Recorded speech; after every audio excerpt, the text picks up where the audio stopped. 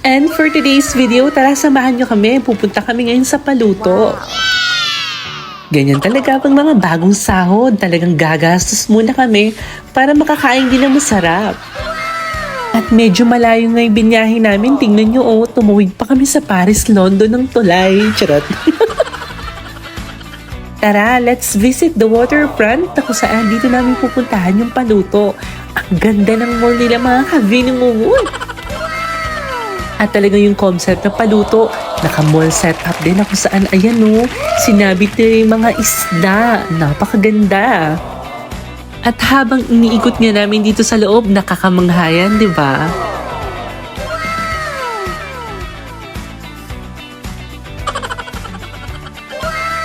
At habang binabaybay nga namin na papunta dun sa Paluto, ayan si ate, napakaganda. Straight na straight ang buhok. Sana all. At habang naglalakad nga kami dito at hinahanap itong Paluto, maya-maya nakita na nga namin to kaagad. Sign pa lang, alam ng luluto at kanila. Charot! At weekends pala namin to pinuntahan kaya sobrang daming tao mga kavinungungot. Pero tingin ko napakasarap talaga dyan. At ang concept pala ng Paluto, kailangan mo munang bilhin yung mga lulutuin nila na kung saan meron ditong tinatawag na fish market. Napakadaming isda nga dyan mga kavinungungot at ang daming choices mong pagpipilian.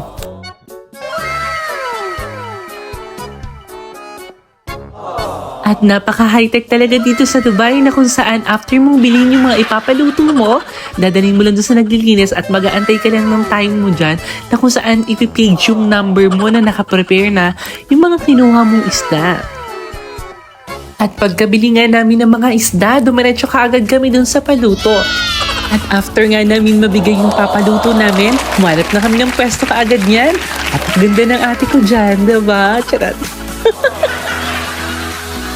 At habang inaantay nga namin itong iserve sa amin yung pinaluto namin yung mga pagkain, ayan, na-serve kaagad yung tahong. At isa pang kinagandahan dito, unlimited pala yung soft drinks sila, pati yung kanin. Kaya dead mga kavinungungot sa diet. At talagang makabubusog tayo ng bonggang-bongga dito. Ayan yung isda, may calamares, may crabs, at may hipon din.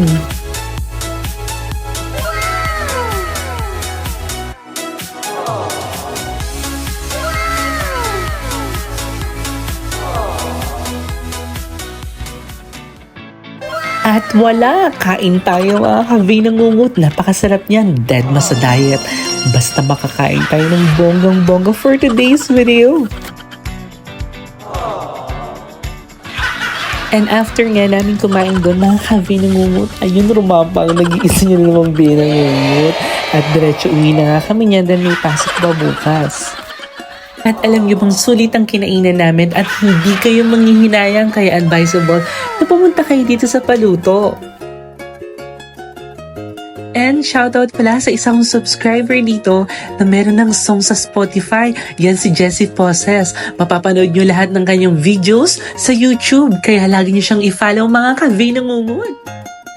Basta always follow, like, and share ang nag-iisang Vina Ngungut dahil alam ko ang hindi mag-follow ng page ko ay babangungutin mamayang gabi.